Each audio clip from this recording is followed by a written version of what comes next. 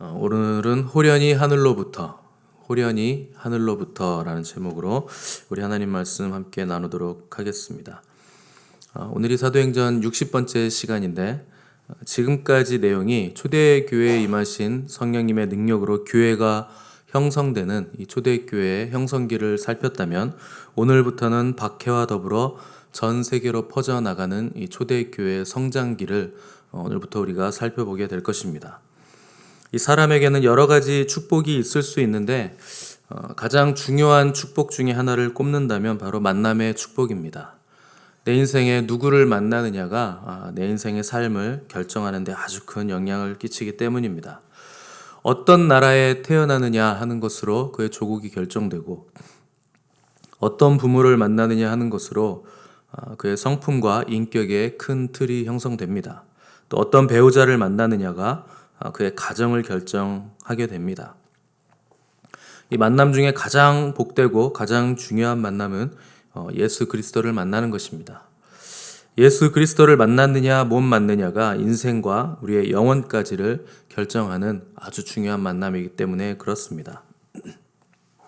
오늘 본문을 보시면 예수님을 만난 한 청년, 사울이라는 청년이 등장을 합니다. 사울은 예수님을 만나서 바울이라는 사람으로 이름이 바뀌었고 바울은 기독교 역사상 가장 큰 영향력을 끼친 그런 인물이 되었습니다. 이 한 청년을 통해서 복음이 전 세계에 퍼져나가는데 아주 놀라운 역사가 일어나게 되는데 이 일은 사울이 예수님을 만난 이 만남으로부터 시작된 일이었습니다.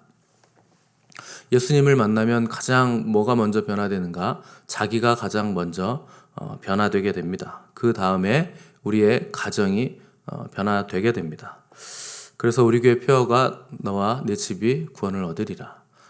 우리는 반드시 우리의 가정까지 구원을 해내야 되는 것입니다. 그리고 나면 우리의 가정을 통하여서 또 교회가 변하고 또 세상까지 뒤집을 수 있는 아주 강력한 만남이 바로 우리 주님을 만나는 것입니다. 예수님을 제대로 만난 한 사람만 있어도 그 사람을 통해서 하나님은 충분히 세상을 변화시킬 수 있는 것입니다. 이 성경을 잘 보시면 사울이 어떤 사람인지에 대해서 성경이 몇 가지를 알려주고 있습니다. 먼저 사울은 엄격한 바리새인이었습니다. 사울 스스로가 자기를 나는 바리새인 중에 바리새인이다 이렇게 소개를 할 만큼 아주 엄격한 유대주의 안에서도 가장 구별되었던 그룹, 바로 바리새인 그룹에 속해 있었던 사람이 사울입니다. 그래서 사울은 율법과 또 장로들의 유전과 전통에 아주 정통한 사람이었다 하는 것을 알 수 있습니다. 또 바울은 스스로가 나는 히브리인 중에 히브리인이다 이렇게 말을 했습니다.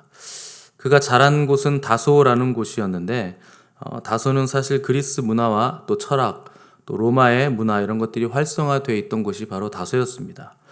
또 사울은 로마 시민권자였다고 했는데 그의 부모나 조부모가 로마인이었다 하는 것이 아니고 히브리인 중에 히브리인이고 또 베냐민 지파라고 자기가 자기 지파까지 소개한 것으로 봐서 분명히 유대인 중에 유대인이었고 아마도 그의 부모가 로마에 큰 공을 세움으로 해서 시민권을 획득했을 가능성이 아주 높습니다.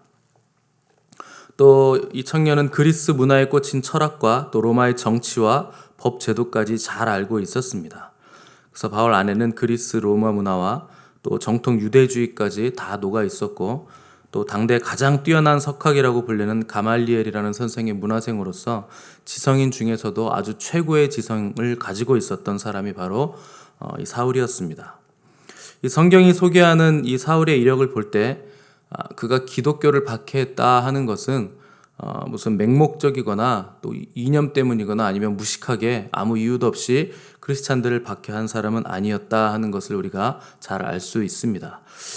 그에게는 나름대로의 신앙적인 확신과 또 지성을 기반으로 해서 이 기독교를 박해했다 하는 것을 우리가 생각을 해야 됩니다. 근데 놀라운 것은 이 사울은 지성인이었음에도 불구하고 자기가 생각하는 그 생각대로 몸을 움직이는 사람이었다 하는 것을 우리가 볼 수 있습니다. 대개 지성인들이 하는 일이 사색하고 또 글 쓰고 토론하는 일들이 대부분인데 사울은 자기가 옳다고 생각하는 것에 목숨을 걸고 행동하는 사람이었다 하는 것을 우리가 알 수 있습니다.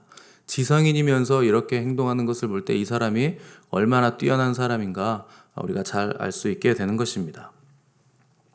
그것도 누구에게 명령을 받거나 또 누구에게 잘 보이려고 한 것이 아니라 이 청년은 자기 스스로 이것이 옳은 일이라 또 필요한 일이다 이렇게 생각을 했기 때문에 자기가 행동으로 옮긴 것이었습니다.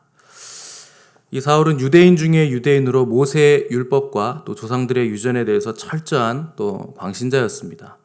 이 스승인 가말리엘은 이 초대교회의 사태를 보면서 시간을 두고 지켜보는 것이 지혜로운 일이다 이렇게 설득을 했었는데 제자였던 사울은 이 상황을 가만히 지켜보고만 있을 수가 없었습니다. 왜냐하면 모세의 율법을 고치거나 수정하려고 하는 그 어떤 도전도 이 청년 사울은 용납할 수가 없었기 때문에 내가 이 나사렛 예수 이단의 무리들을 완전히 뿌리를 뽑아서 근절시키겠다 하는 열심을 가지고 사울은 자기 몸을 움직여서 활동을 했던 것입니다. 1절과 2절을 보시면 예수님을 만나기 이전에 사울의 급진적인 행동이 잘 설명이 되어 있습니다. 사울은 예수님을 믿는 사람들을 아주 암적인 존재로 보고 이들을 박멸하기 위해서 아주 큰 열심을 내던 사람이었습니다. 성경은 이것을 표현하기를 사울이 제자들에 대해 위협과 살기가 등등했다 이렇게 표현을 하고 있습니다. 사울은 예수님을 믿는 사람들, 특히 이 사도들에 대해서 아주 깊은 적대감과 선입관을 가지고 있었습니다. 그래서 예수님을 믿는 사람을 만나면 누구든지 내가 이 사람을 잡아서 압송할 수 있는 그 문서, 증서를 좀 나에게 달라 이렇게 공유에 요청을 한 다음에 이 공문을 손에 넣은 뒤에 길을 떠났는데 이 여정 가운데서 사울은 인생이 변하게 되는 일생일대의 경험을 하게 되는 것입니다. 3절 보시면 사울이 길을 떠나 다메섹에 가까이 왔을 때라는 표현이 나옵니다. 다메섹은 다마스커스입니다. 그래서 오늘날의 다마스커스라는 도시에 가까이 갔을 때라는 표현인데 이 초대교회 박해가 시작됐을 때 이 교인들이 뿔뿔이 흩어졌습니다. 근데 다마스커스라는 도시는 굉장히 큰 도시고 또 굉장히 상업과 무역이 활발한 도시였기 때문에 안전하게 숨을 수 있는 여지가 많았고 또 도망을 친 초대교회 공동체 멤버들이 그곳에서 또 공동체를 형성해서 예배를 드리고 있었기 때문에 사울은 이 큰 대도시에 숨어든 당대 가장 흉악한 이단의 무리들을 색출하고 박멸하기 위해서 이 도시를 향해서 가고 있던 중이었습니다. 이 다마스커스로 가는 길 도중에 하늘에서 호련히 빛이 사울을 둘러 비쳤다. 성경은 이렇게 기록을 하고 있습니다. 아무도 막을 수 없었던 이 혈기왕성한 청년 사울을 누가 막았느냐? 하늘로부터 임한 빛이 막아선 것입니다. 이때 사울은 땅에 엎드러졌습니다. 한 번도 막히지 않았던 자기의 열심과 혈기, 또 한 번도 땅에 엎드리지 않았던 그 유대교를 향한 열심이 이 하늘로부터 임한 빛으로 인해서 땅에 엎드려진 것입니다. 4절에서 이때 하늘로부터 소리가 들렸다 했는데 이 사울이 얼마나 놀라고 또 두려웠던지 땅에 꼬꾸라져서 아무것도 할 수가 없을 만큼 사울은 하늘로부터 임한 그 빛과 소리 때문에 압도를 당했습니다. 어떤 학자들은 표현하기를 사울이 다메섹 도상에서 만난 이 사건이 오순절 이후의 최대의 사건이었다 이렇게 표현을 할 정도로 이 사건은 역사상 아주 위대하고 또 기독교 역사상으로도 아주 중요한 한 획을 긋는 사건이라 하는 것입니다. 사울이 회심한 이 사건의 특징을 우리가 두 가지로 볼 수 있습니다. 첫 번째, 사울이 회심하게 되는 이 사건의 시작은 호련히 하늘로부터 빛이 임함으로 시작됐다 하는 것을 우리가 볼 수 있습니다. 여기서 중요한 단어는 빛도 중요하고 임했다 하는 것도 중요하지만 호련히라는 단어가 아주 중요한 단어입니다. 호련히라는 단어는 영어로 하면 sudden입니다. 갑자기라는 뜻입니다. 그리고 눈 깜짝할 사이, 눈을 깜빡한 그 순간에 임했다 하는 뜻입니다. 이 단어가 사도행전 2장에 보시면 오순절에 호련히 하늘로부터 급하고 강한 바람, 이렇게 성령님이 오순절 성령님이 임하실 때 기록한 그 단어와 같은 단어입니다. 갑자기 성령님이 임하고 갑자기 빛이 임했다 하는 것입니다. 여러분 갑자기라는 이 단어를 꼭 기억하셔야 됩니다. 하나님의 역사는 호련히 눈 깜짝할 사이에 갑자기 임하는 것입니다. 때가 되면 호련히 임합니다. 갑자기 임합니다. 우리는 왜 하나님께서 오시지 않는가? 왜 하나님께서 일하시지 않는가? 또 속이 타고 또 기다림에 지쳐서 힘들다고 불평하기가 쉽지만 하나님의 때가 되면 눈 깜짝할 사이에 하나님의 역사가 일어납니다. 어느 순간 갑자기 어떤 일이 일어나게 돼 있습니다. 그 일이 일어나는 순간은 0.1초도 걸리지 않습니다. 기다림은 오래 걸렸지만 이 일이 일어나는 것은 순식간입니다. 여러분, 우리가 가족의 구원을 위해서 기도하고 있다면 갑자기 순식간에 그 일이 일어나게 돼 있습니다. 하나님께서 누군가를 구원하시기로 작정하시면 반드시 무엇을 먼저 시키는가? 그를 향한 기도를 먼저 시키십니다. 기도가 쌓이고 어느 때 하나님의 시간이 되면 호련히 하나님께서 그 영혼을 만나주시고 변화시키게 돼 있습니다. 그래서 구원을 위한 기도가 시작됐다면 아무도 하나님의 이 구원에 대한 집요함을 막을 수 없고 뿌리칠 수 없게 되는 것입니다. 눈 깜짝할 사이에 하늘과 땅이 뒤집어지듯 그 영혼은 변하게 돼 있습니다. 성령님의 임하심도 갑자기 호련히 임하시는 것입니다. 하나님의 영광도 호련히 매우 빠르게 눈 깜짝할 사이에 갑자기 임하시는 것입니다. 하나님의 영광의 불도 눈 깜짝할 사이에 갑자기 우리에게 임하여서 우리의 죄성을 태우고 우리의 심령을 태우고 우리를 거룩하고 정결하게 만들어 가시는 것입니다. 마지막 나팔이 울리면 우리가 순식간에 호련히 다 변화되리니, 우리가 변화되는 것도 갑자기 순식간에 호련히 변화되는 것입니다. 말라기 선지자의 말처럼 갑자기 주가 그의 성전에 나타나리라. 주님의 나타나심도 호련히 또 갑자기 나타나실 것입니다. 주님이 그의 성전에 나타나신다는 것은 성전된 우리의 육체에, 우리의 몸에 주님께서 임하신다 하는 것입니다. 중요한 것은 우리가 기다릴 수 있는가?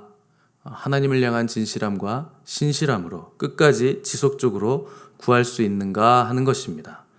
구하고 기다리는 자들에게 하나님은 갑자기 또 호련히 눈 깜짝할 사이에 하나님의 때가 되어 반드시 응답을 해 주실 것입니다. 두 번째, 바울의 회심 사건의 특징은 하늘로부터 소리가 들렸다 하는 것입니다. 이 소리는 천둥 소리와도 같고 또 우레 소리와도 같은 아주 엄위하신 우리 주님의 음성이었습니다. 하나님의 음성은 몇 가지가 있는데 가장 우리가 많이 듣는 음성이 기록된 하나님의 음성입니다. 성경을 또 읽으시고 또 말씀을 들을 때 우리가 하나님의 음성을 들을 수 있고, 또 하나는 내적인 하나님의 음성입니다. 성령님께서 우리 안에 계시기 때문에 우리의 심령 안에서 우리에게 말씀하시는 내적인 하나님의 음성이 있습니다. 그런데 인생에서 가장 중요한 때, 그 사람이 하나님께서 주신 사명을, 아주 큰 사명을 감당해야 되는 사람들에게 하나님은 아주 독특한 음성을 들려주시는데 그것은 들리는 하나님의 음성입니다.